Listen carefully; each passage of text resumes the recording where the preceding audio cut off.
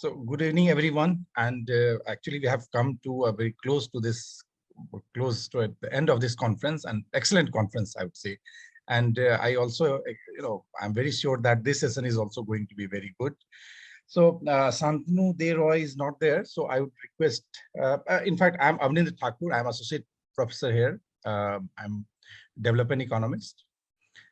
So I will moderate this session.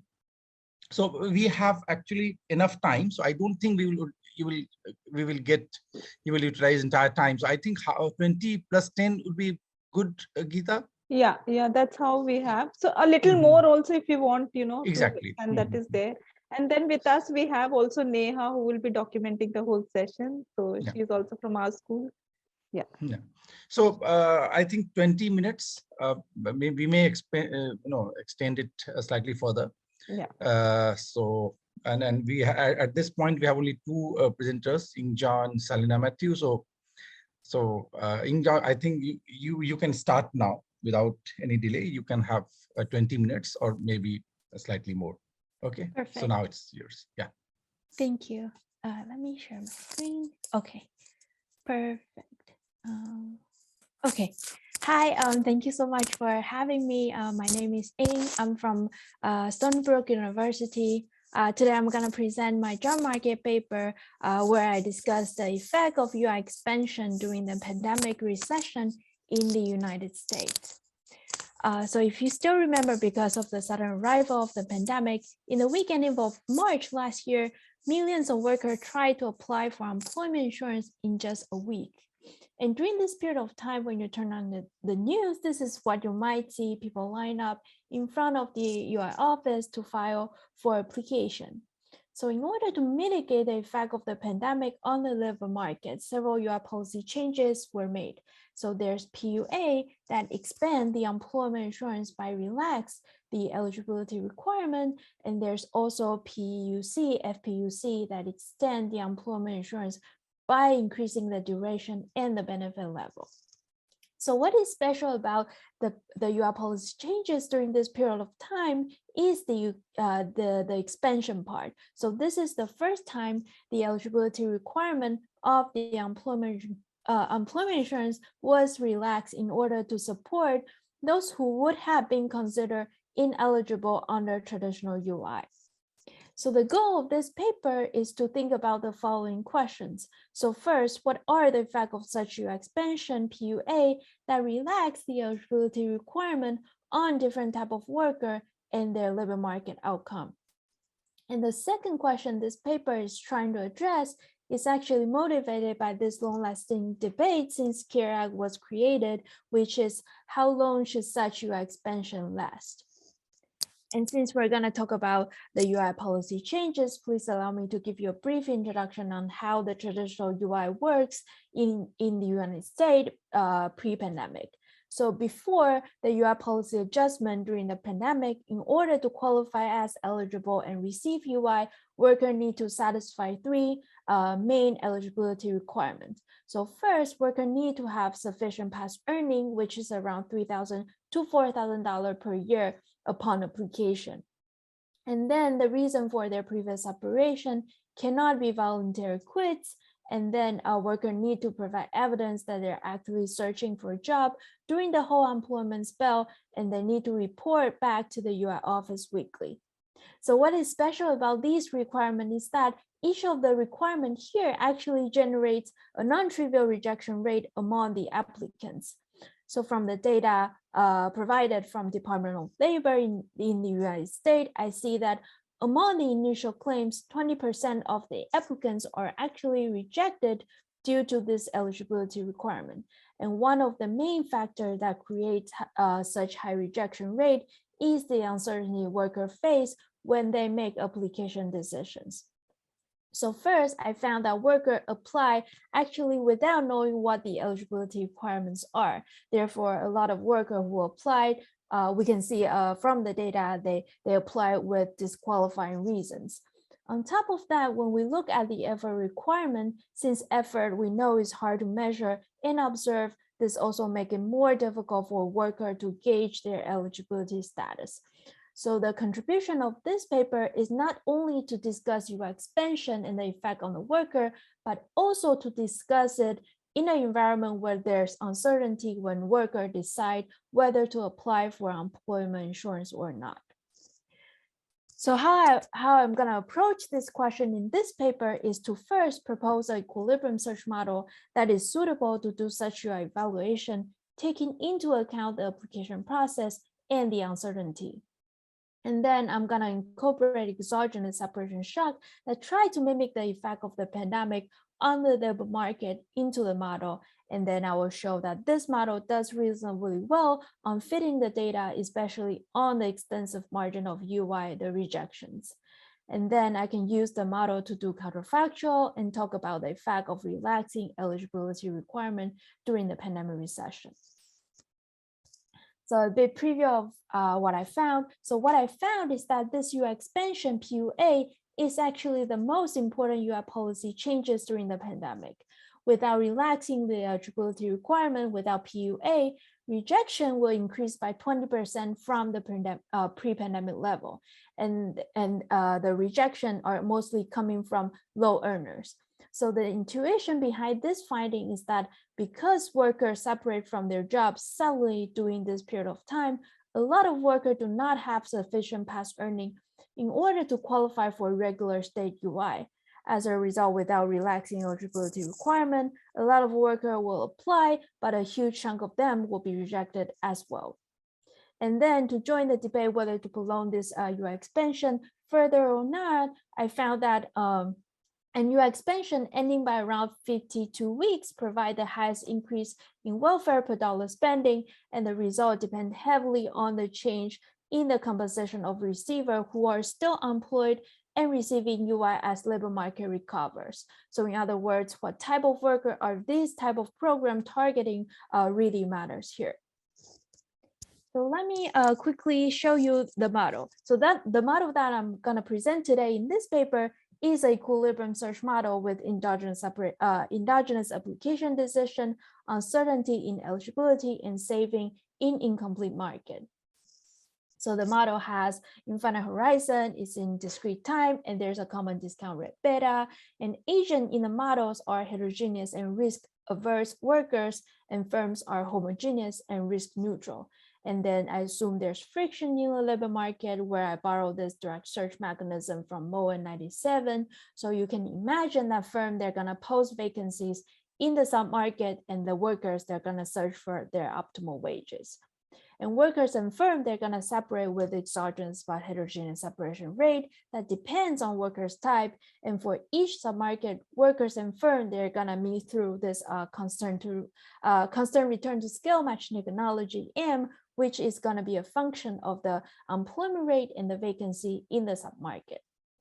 So workers here are different in these dimensions. So employed worker state are the wage they're receiving, their productivity, their past earning in last 4 quarters, and their asset. So the reason why I keep track on their past earning is, remember the requirement is a function of their past earning. So I need to keep track on their past earning in order to know whether workers are eligible or not. And the employed worker has stayed beside their productivity, their past earning, their asset. Also, I need to keep track on their UI status, which whether they are receiving UI, not receiving UI, not claiming UI yet, or they already exhaust their employment insurance. And the main decision workers are making here in this model is whether they want to initially apply for employment insurance or not, how much effort they want to put into the application process, how much saving to accumulate, and what kind of wage they want to search for.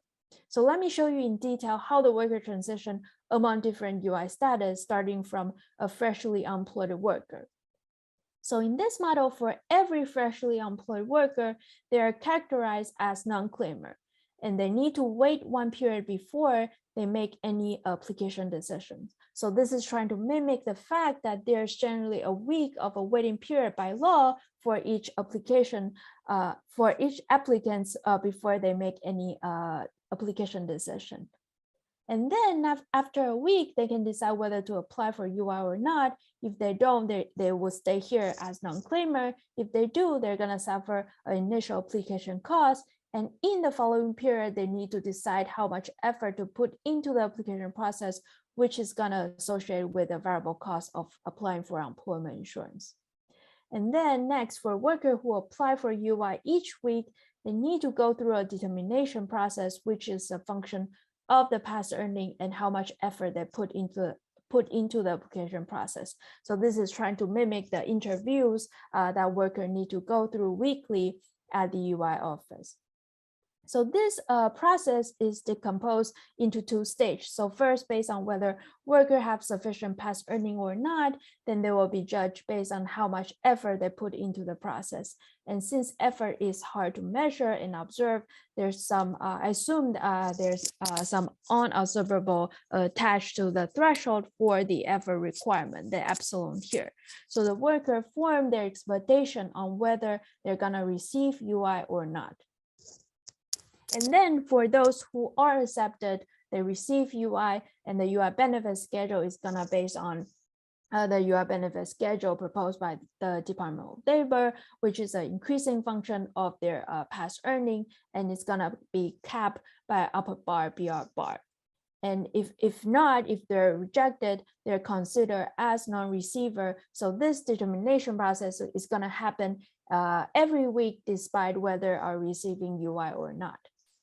And for receiver, they're gonna face a maximum duration of UI benefit, which is 26 weeks on the regular state UI, meaning the UI program before the pandemic. And those who already exhaust their UI cannot apply until they get a new job again. And here, I show you the policy instrument I needed in the following exercises, which are the UI benefit, the eligibility requirement, and the maximum duration, which is gonna come in handy when we implement the UI policy changes. And let me show you how I incorporate the pandemic recession and the separation shock and the UI policy changes into the model. So the three policy parameters that I just showed you, each guard UI expansion, PUA, and UI extension, PUC, and FPUC. So by adjusting each of the parameters here, I can try to mimic the UI policy changes. And then in order to take into the account that recall increase a lot during this period of time, I also add in exogenous recall into the model where worker could be recalled with probability new. And then I assume that the shock to the economy is an unexpected separation shock starting from March 2020. And then after 6 weeks, UI policy expansion were activated and they were expected by the workers. So to discipline the model, I target two set of moments, which are employment rate and the job finding rate. So you can see that here is the comparison between the model and data for the change in employment rate and the job finding rate starting from 2020. And this model gives me a reasonable fit on initial application rate and also some other moments. So because of time, let me just jump right into the first question. So to answer the first question, how does this UI policy changes affect the worker in the labor market? I'm going to use the model to decompose the total effect of the whole KIRA package so that I can distinguish the effect of UI expansion from different UI extensions. So in other words, I'm going to compare the effect from these 5 alternative models on the labor market outcomes and focus on the comparison between PUA, the UI expansion, and the others. So here you can see that here is the effect on the non-receive rate, which is also referred to as the rejection rate during their transitions.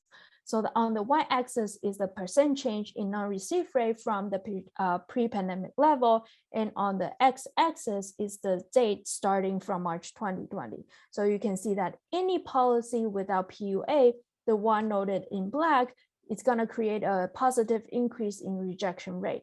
And this is because there are plenty of low-income workers who apply for UI because they were separated from their job, but they were rejected due to insufficient earning.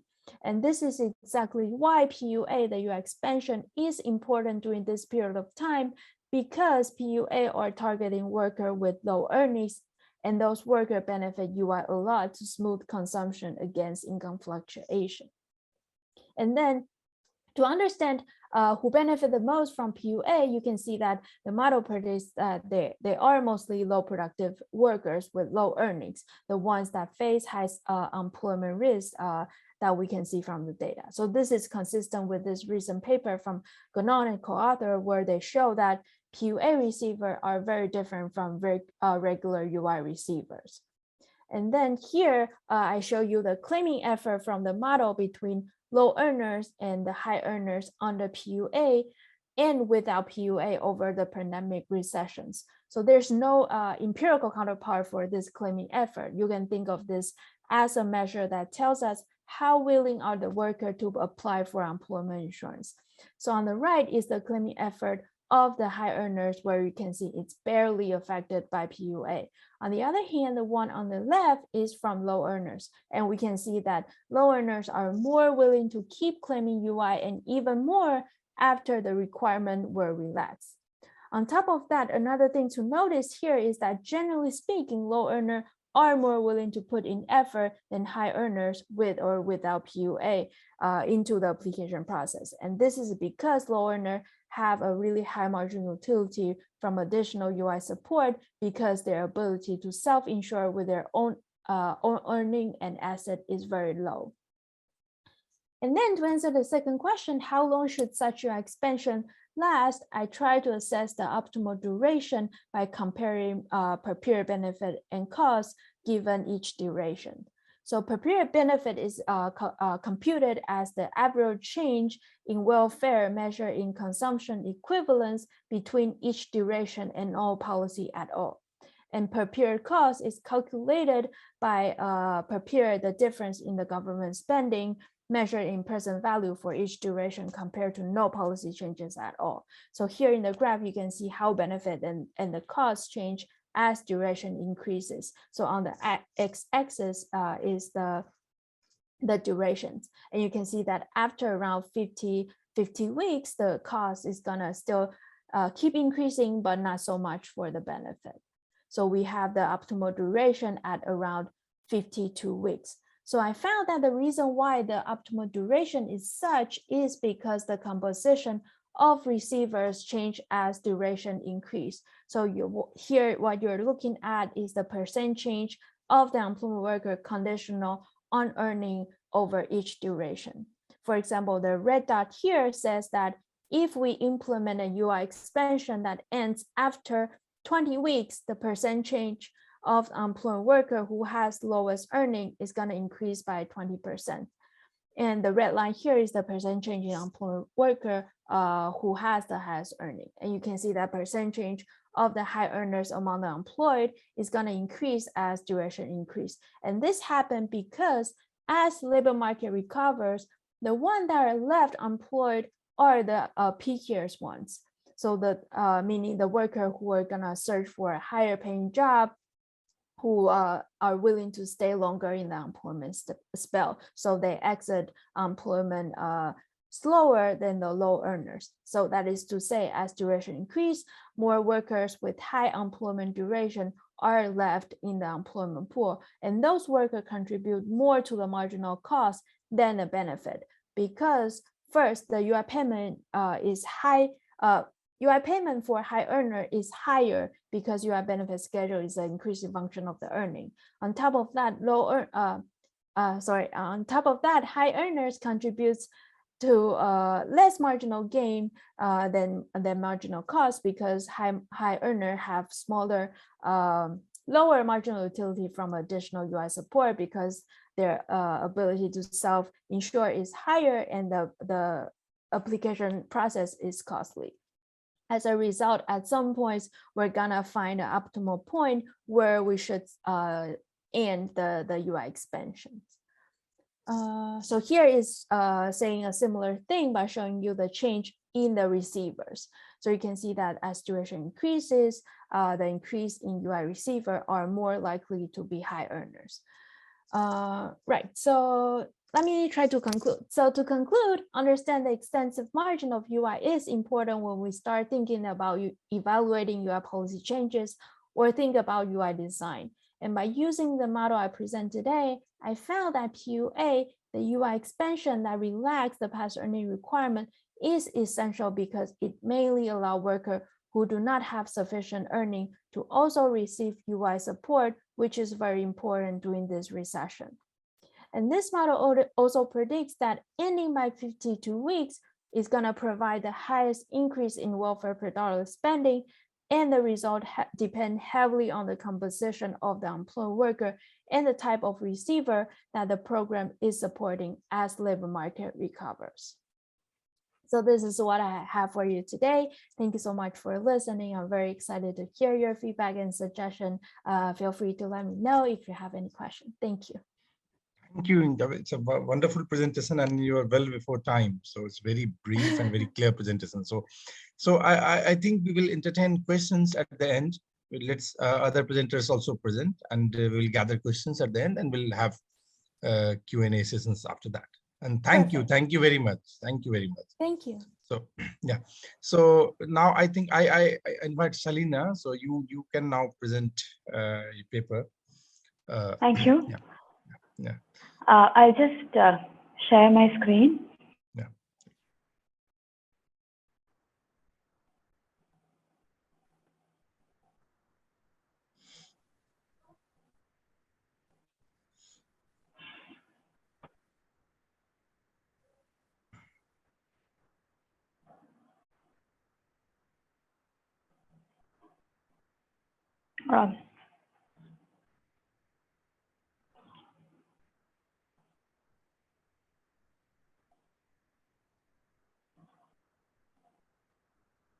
So, yeah, shall I proceed in this manner without the, sorry. Yeah, so you should can I go make it a full screen? Full screen? Okay. So yeah, I'm not able better. to see my window. That's why I was wondering. So I think that's okay. Probably I'll go in this manner itself. You can minimize as well. I don't think the size is adequate enough. So what about so yeah, I think the size is good enough. So or either ways, I think I would have made the settings in a different manner. So I'm not able to see the Zoom screen. Anyways, I'll go blind and present. So good afternoon, and let me take this opportunity to thank the organizers for this opportunity. And in today's, my name is Shalina Mathew, and in today's presentation, I'm going to look at the data architecture of labor underutilization in India. So basically, this is an attempt in looking at the kind of data structure that we have, or the kind of data that is available in India in terms of understanding labor underutilization. So this is basically looking at the official data sources, particularly the NSS data, and to see to what extent the data is amenable to understanding labor underutilization in a major way. So, the entry point, or the way I'm trying to understand, or the rationale that I'm trying to see in terms of understanding the labor market underutilization or labor underutilization is basically from the fact that labor market responses to business downturns could either be pro-cyclical or counter-cyclical. So, particularly in the post-COVID labor market structuring, there have been major restructuring that has been happening in the formal as well as in the informal sectors. And there have been, while the formal sector has been more or less insulated from the effects of many of the restructuring, particularly since many of those occupations have largely been amenable to work from home, but not so much, because the estimates show that about 19 to 20% of the occupations in India have been amenable to work from home kind of scenario. But still, the labor market restructuring have been the effect of that have been more in terms of the informal sector. So particularly, and the fallout in terms of the downsizing in the formal sector, etc., could also have spillovers to informal sectors of the economy as well. So it is in this context that I am kind of trying to understand the significance or the rationale or the importance of understanding labor underutilization in a country like India. And so as we know, particularly in the post, immediately after the lockdown and even during lockdown, unlock phase and so on and so forth, there have been significant fluctuations with regard to the employment rates, employment and unemployment rates.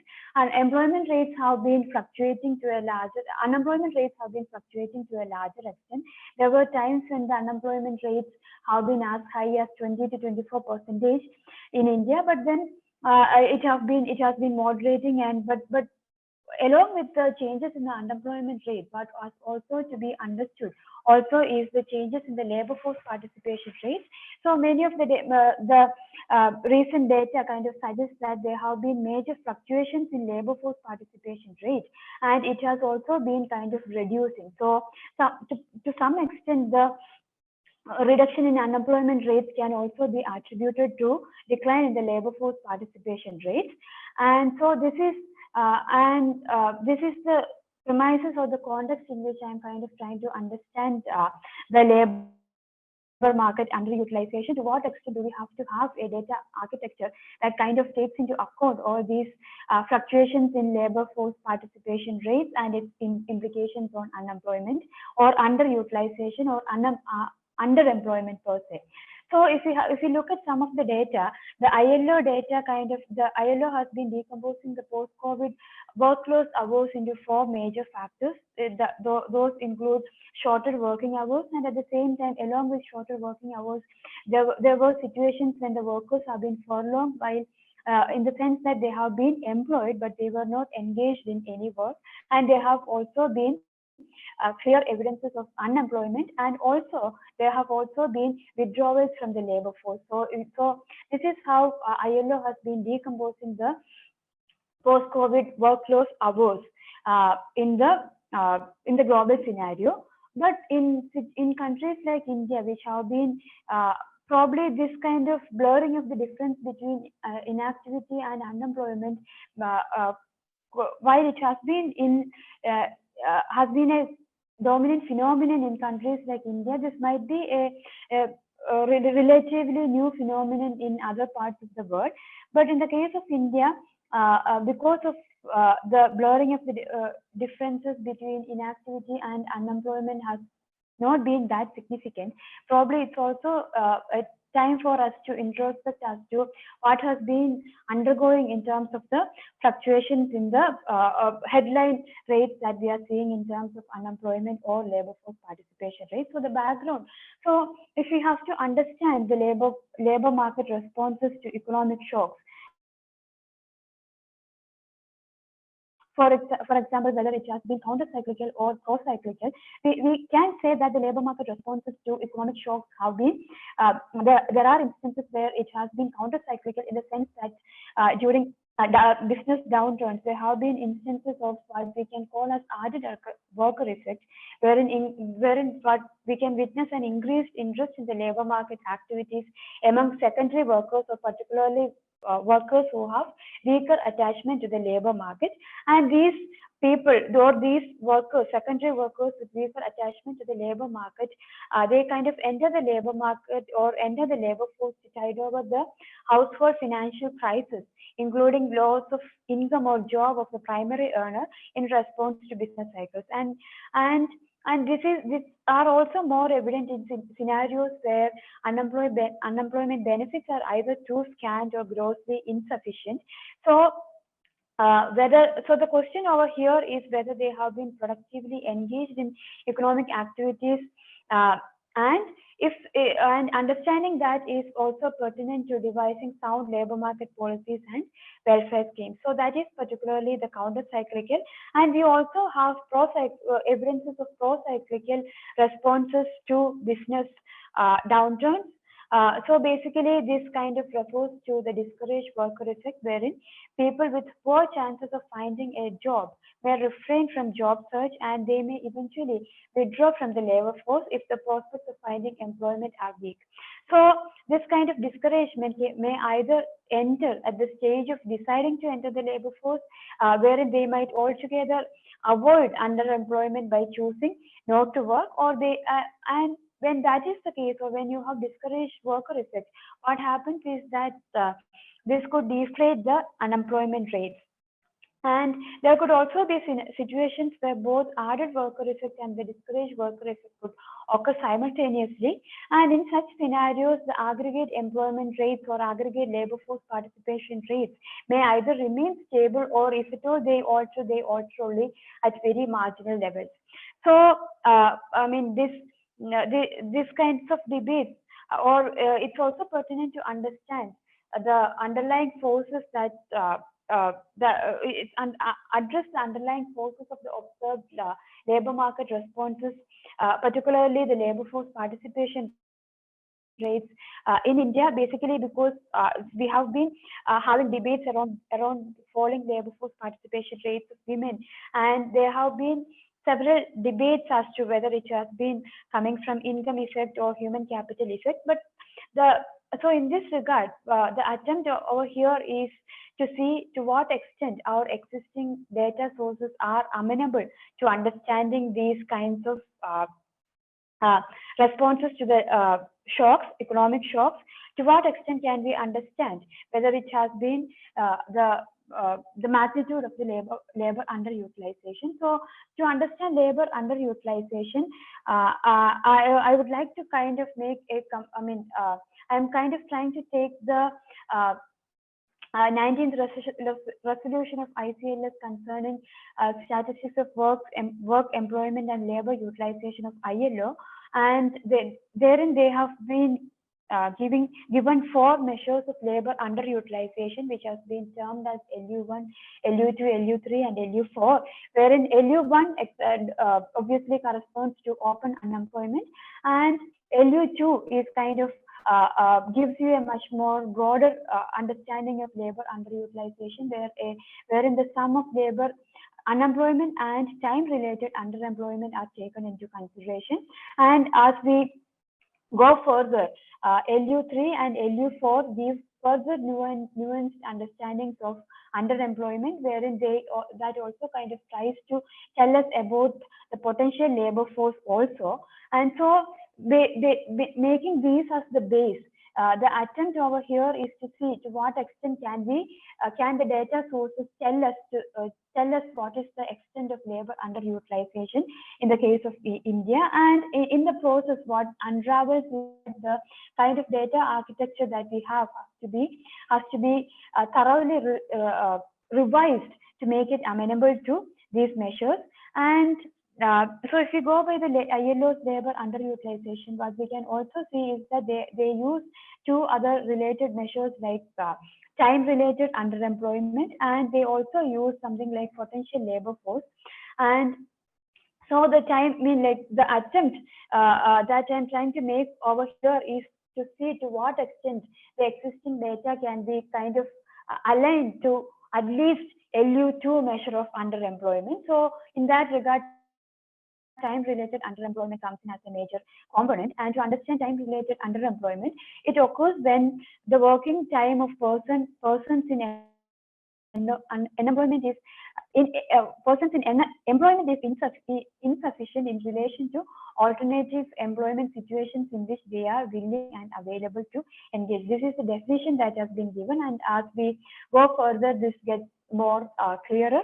And the potential labor force kind of refers to the persons who are not in employment but who express an interest in the form of work, and at the same time for whom the existing conditions limit their active job search or their availability. So this is how the potential labor force has been defined.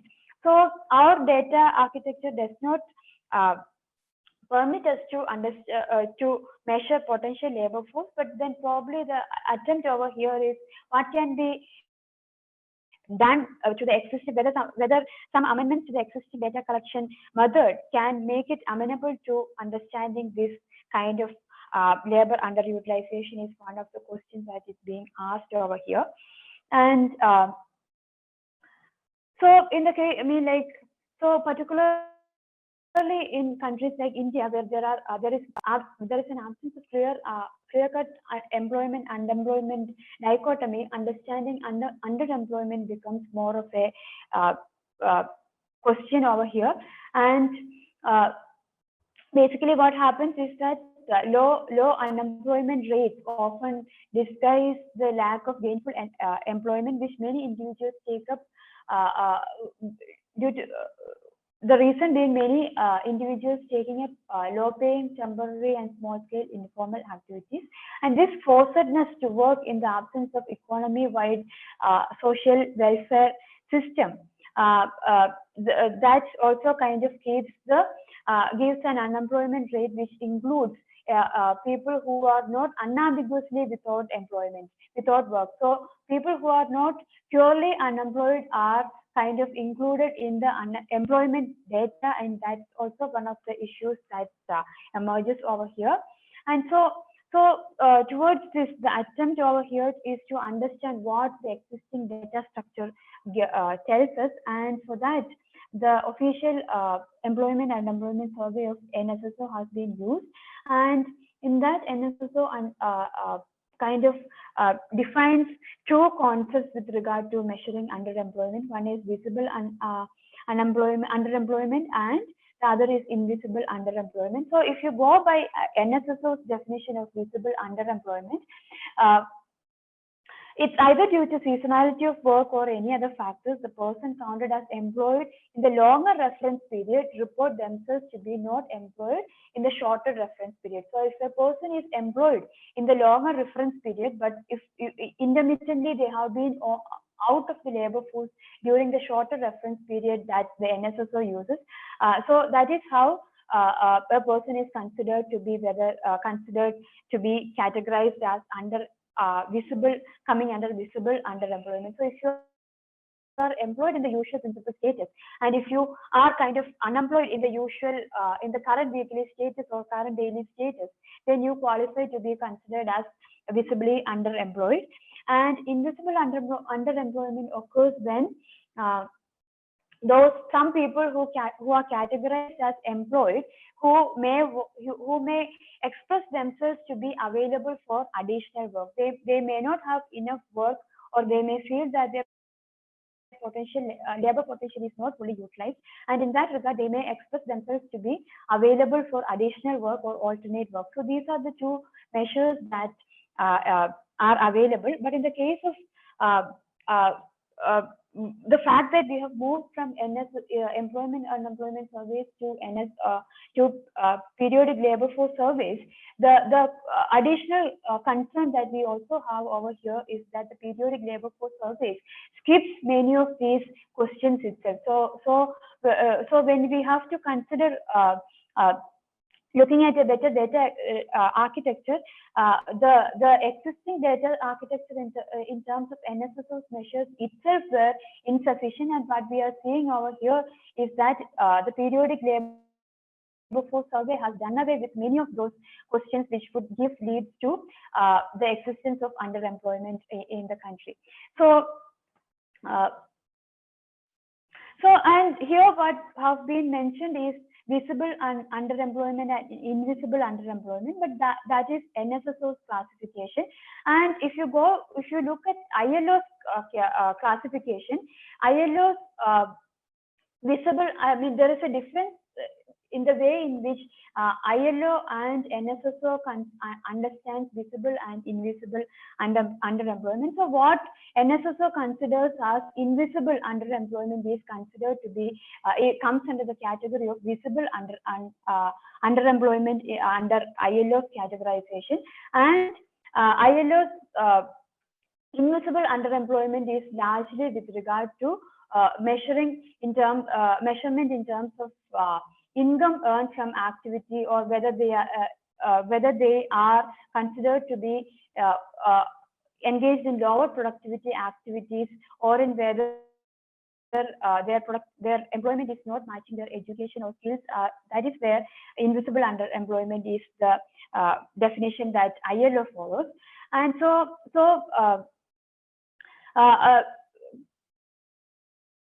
if we go by ILO's definition of visible underemployment, so it's based on 3 criteria. It includes all persons in employment who, during the shorter reference period, so the reference period also matters here. And so during the short reference period, if people have been looking for additional hours, or people had been available for work, available to work additional hours, given an opportunity to work, or if they had been working for hours that has been below the specified threshold.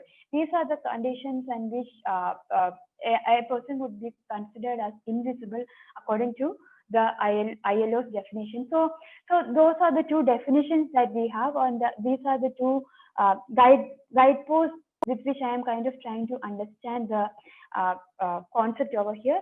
If I may ask as to how much time I have? I think you can go, because we don't have the third presenter, you can go with some time. So okay, what is the expected time? So how much time do you need at this point to finish? Probably 15 minutes more. 15? 15, 20. Oh, okay. No, I can cut short. That's why I'm asking. Yeah. So I think you wind it up in 10 minutes. That will be better. Okay. Okay. All right. Yeah. Okay. So based on the available data, so I think I will not go into the details of all this. So what I've done over here is the attempt that I have done over here is to understand or to get whatever is directly available from these data sources in terms of the definitions, that mean in terms of the data availability, the data architecture, the way NSSO has been defining many of these measures of underemployment. And the first step is to put those in those categories itself. So you have measures of visible underemployment. So basically looking at whether people who have been employed in the longer reference period, what is the status in terms of the shorter reference period. So that is the one of the definitions in which this has been tried to understand. So that's given as visible underemployment. And so we also have invisible underemployment. So if we have to go by invisible underemployment, what the NSSO has been doing in terms of understanding the invisible underemployment has been to look again at people who have been working in the usual principal status or the longer reference period, and within the longer reference period, if they have been available for additional work. That is how the NSSO has been defining the invisible underemployment. So this is the table that kind of gives over here, and there are also data as to the extent to which they have been seeking or the extent to which they have been available for additional work, and it also kind of asks for the reasons that probing questions with regard to the reasons that they are citing for additional work, including to supplement income or not enough work, or it could be either of these. So this is how it has been understood. And but coming to the PLFS surveys, we don't even have data with regard to what has been carried out in the NSSO survey. So that is one of the issues that has to be flagged over here. So the PLFS data does not do any of those detailed understanding of underemployment. And so again, like this is again kind of trying to understand underemployment from the available data. So again, like again, the question is addressed to the people who are working in the longer reference period, that is the usual reference period, and who did not work regularly, and their availability as well as their efforts in getting work. This is so all these questions are kind of trying to understand to what extent is the is people who are kind of employed are still underemployed according to their own perception, or also according to the official measures of underemployment as well. So looking at the data architecture, what we see is that it provides only a very rough or a vague idea with regard to what underemployment is. And my attempt over here is to see if the existing data available can be made amenable to at least some of the measures as proposed by the ILO. The most narrow like among the 4 measures that they have given, the LU2 is also one of the narrow measures that we can consider. And to what extent can we make the existing data amenable to LU2 measure is what I am kind of trying to do over here. So in this regard, one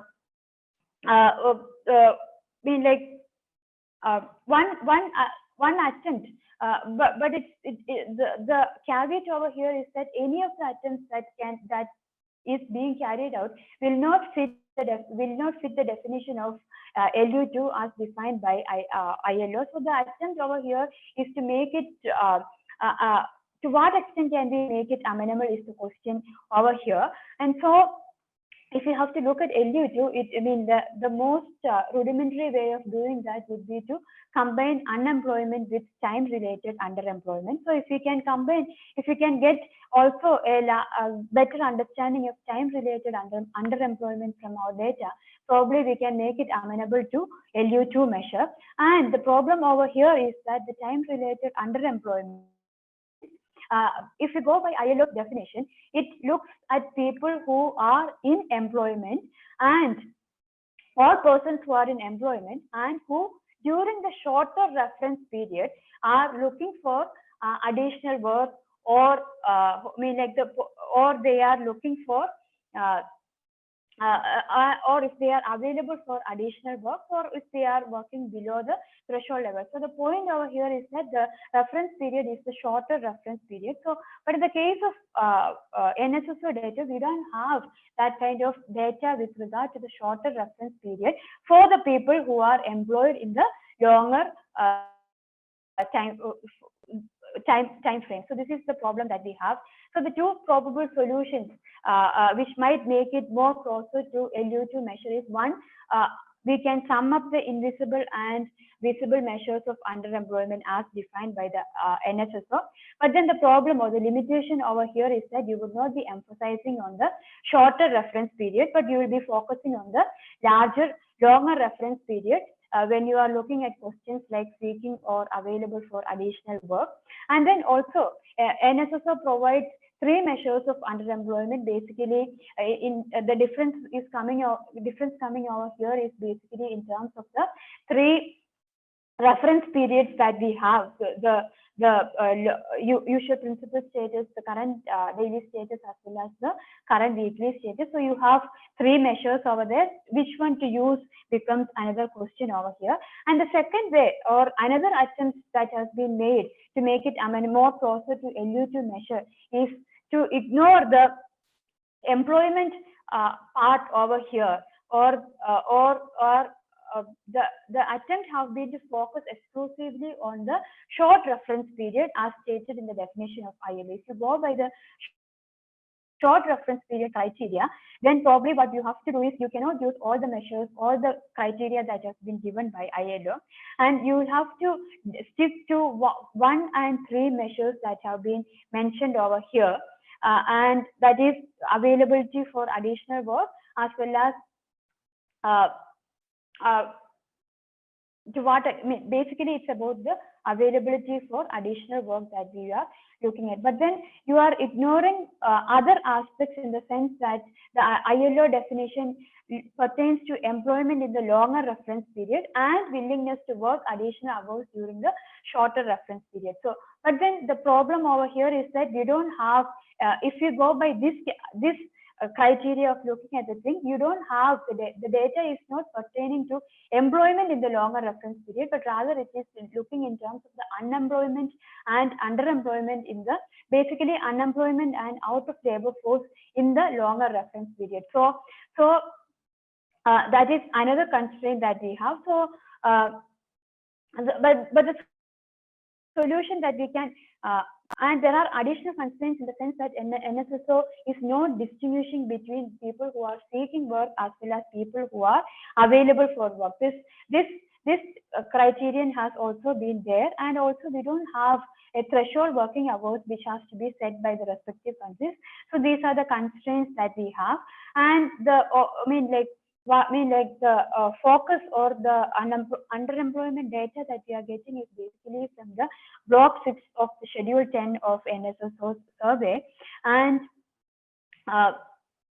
there again you don't have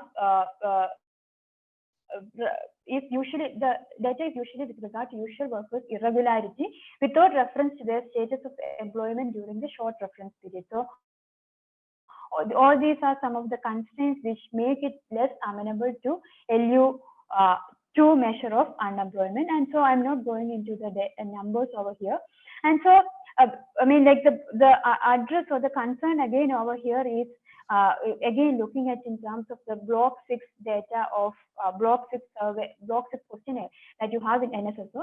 And I mean, as I was mentioning earlier, another crucial element that has to be considered is the potential labor force. And this becomes particularly significant in countries like India, where you have been, there have been significant references to discourage worker effect, particularly among women workers. And this potential labor force measure is one tool that can help us in understanding the extent of discouragement in the labor market. So how can we make the existing data source also amenable to understanding potential labor force? So again, some of the measures that have to be done is to tweak the questions that have been asked in the block 6 of NSSO's schedule 10, and by tweaking some of the questions over here, probably you can understand two concepts that pertains to potential labor force, that unavailable job seekers and available job seekers. So the point that I'm kind of trying to make is that because you have concerns like added worker effect, discouraged worker effect, and also particular, I mean, in general, and as well as particularly with regard to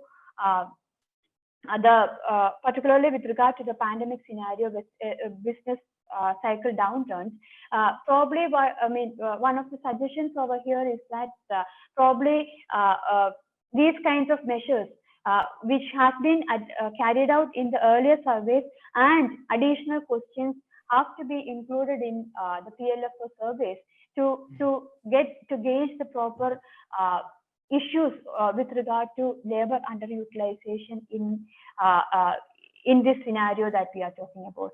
So I think I will conclude over here. Yeah. Okay. So thank you very much, Shalina. So very, very, very important, and I think you have raised a very important questions here. And okay, so now we can have questions. Can I ask a quick question for yeah. So very interesting presentation. I learned a lot from your presentation. I have one question. So the data that you have, you can distinguish those who don't want to work and to as opposed to who want to work but who couldn't. Is that the case? Sorry, can you just repeat the question? Yes. So you're looking at the underemployment, right, from the data. Yeah. And with the data that you have, can you distinguish those who don't want to work and those who want to work but who couldn't, in a sense? So one of the primary issue over here is that, I mean, as I was mentioning earlier, the dichotomy between people who are actually, in productive employment activities as well as people who are underemployed, that distinction is kind of blurred in the case of India. And again, the data architecture that we have, it kinds of asks questions as to whether you are willing to work, whether you are willing to work additional hours. but then whether, but further probing questions as to whether it is discouragement, whether it is you have tried it earlier, you have tried working earlier, but it's the conditions in the labor market that's preventing you from seeking employment, or whether that kind of distinction is kind of not available at this point, whether and also given whether the issues, for example, like potential available job seekers as well as unavailable job seekers, those data has to be incorporated into the data architecture to have a better or to have a nuanced understanding of labor underutilization. I see. Thank you. And Okay. at the beginning of your, sorry, can I ask No, one no, more please. question? Yeah, sure. I'm just trying to stop sharing my screen. I'm not able to kind of see the option over here. I'm just trying. Yeah, you can go ahead with the question. Yeah. So at the beginning, you mentioned post-COVID, the labor force participation rate drop and also employment, increase and also employment increase, right? I was wondering during that period of time in India, are there any, for example, stimulus package or, for example, employment insurance program policy changes during that period of time in India? Or do you have any? So, one of the things that we can say, particularly with the case of India, is that again, we have this issue of discouraged disguised unemployment. So basically, and one of the things that we can also understand is that many of the increase in employment have largely been in the agricultural sector. So many of the recovery in terms of job loss has largely been coming from the agricultural sector. One of the reasons is that agricultural sector kind of remained insulated from many of the lockdown issues, not to the fullest extent, but to a larger extent, it kind of remained insulated from those issues. And again, like when you don't have options of sustainable unemployment insurance, unemployment benefit, etc., you kind of report yourself as being employed, even though to what extent that's productive employment opportunities, that's the question that we have over here. So some of the reporting or some of the recovery in terms of employment, increase in the employment rates could also be due to that reason. Thank you. Yeah, in fact, a caste transfer was there, but it was not kind of employment benefit. So, and in fact, most of the jobs which were created during that time was unskilled in nature. So it was manual labor at that time, whether increasing MNRG, Mahatma Gandhi National Rural Employment Scheme or some other kind of work there. But as far as employment benefit is concerned, it was not very significant in India, even though some meager transfers actually happened. And I'm thinking regarding the quarantine policy, for example, does it affect agriculture, for example? I mean, do they prevent people going to work also in agriculture? Yeah, of course, there was a look. I think that during the lockdown period, nobody was allowed to work at that time, but it was relaxed in rural area first. So in fact, I wanted to ask a few things to Shalina as well. So Shalina, this discouraged worker effect was also very important in terms of migrant laborers, because in fact, if you see the pre-COVID and post-COVID migration, in many reports, of course, we don't have exact data, but it clearly shows that the post-COVID migration has come down significantly. If you cannot, the pre-COVID and post-COVID migration is very, very, post-COVID is very low as compared to that. And many indications are there. So in fact, those who are not able to migrate at this point, because they're not very sure of getting good jobs there in their destination. So they're not, in that sense, the discouraged is, they are also discouraged to work in their home, their origin of migration, because agriculture sector is unable to provide job to as many people as they are available in villages now. So that is also one of the important factor which is there, because there are too many people in the villages and they are not getting adequate job, opportunities there. So in fact, in some the report says that a job, has become a family affair. If somebody is going there today, some other person from that family is going tomorrow. So it's a kind of a family affair. So that is also leading towards some kind of fall in labor force participation rate. So do you have that kind of any, or another question relating to that? Do you have any kind of suggestions for rural and urban sector underemployment? Because the nature of job has been quite different. And of course, the nature of underemployment is also different in rural and urban area. So because in rural area, you have a job hours. It's, if a labor is hired, then he's hired for full 8 hours. Okay. It's not that he's working 2 hours or 3 hours. But in urban area, you have a distinction between full day, lesser than the full day work, or half day, or some hourly work and like that. So do you propose some kind of different questions for rural and urban sector underemployment? All right. So in terms of while understanding underemployment, for example, even if we are looking at the NSSO data, what it says is that for me, especially when you are looking at the current daily status, it kind of tells that particularly, it kind of tells you as to if you are working for at least 4 hours, then you are considered as employed for half day of the half day.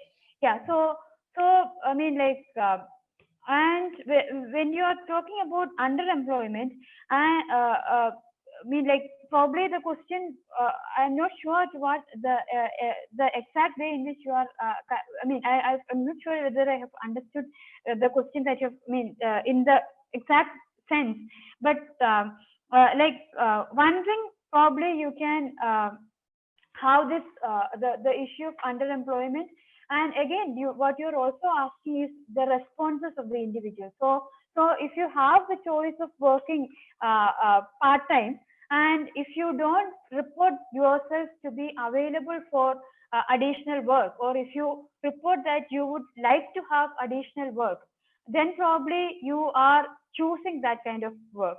So probably a distinction in terms of not saying whoever is employed less than 8 hours, they are underemployed. Probably that might not be the way forward. Probably that's why we also have those probing questions as to if work is available, would you like to work?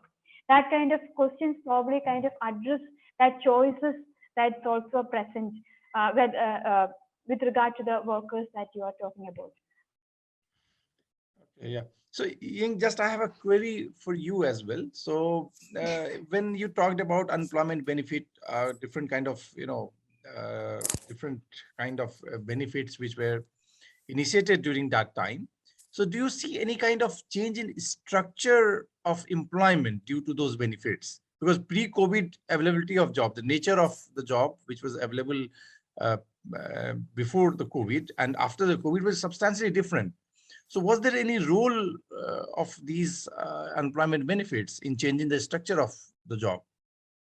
And so, second, do you see any, a second question, do you see any gender angle to that? Right. So that is a very interesting question. So in terms of my paper, my work, I didn't look in those dimensions, but based on my knowledge in the data, I do see that there are structural changes, but mainly because of the pandemic, and it's not because of the employment insurance. So like you said, for example, some industry, they can allow workers to work from home and some couldn't. So there are some structural changes in that dimension when we look at the data. And it's not, so employment insurance does not really play a role, well, not significant role in that changes. And what the second question is the gender, right? So I have seen some paper that talks about the gender differences. So in terms of my work, I didn't look at the gender difference, but I do believe there are some some changes over there, right? But on top of my head, I don't have the numbers and I don't remember the changes. But yes, I do believe there's some difference there. Yes. Yeah. So, is there any other questions?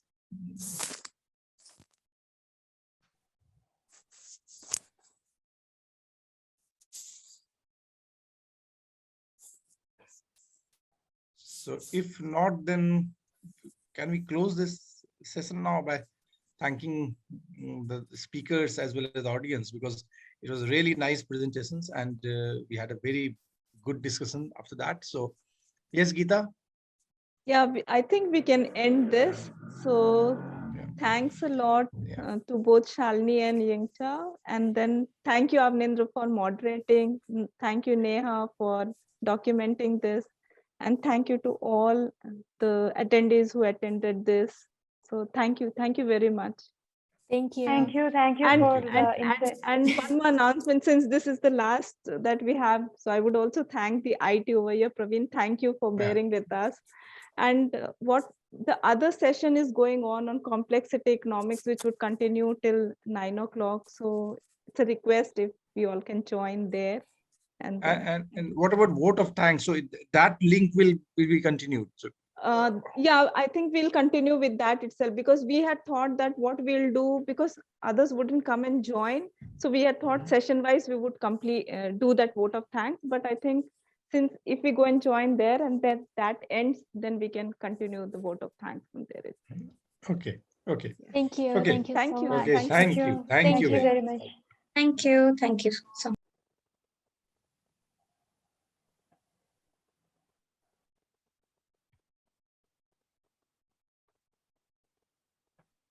Praveen, you can stop the recording and finish this. Thank you. Hello. Praveen ji, बंद कर दीजिए recording, ये खत्म पूरा. Thank you very much to you.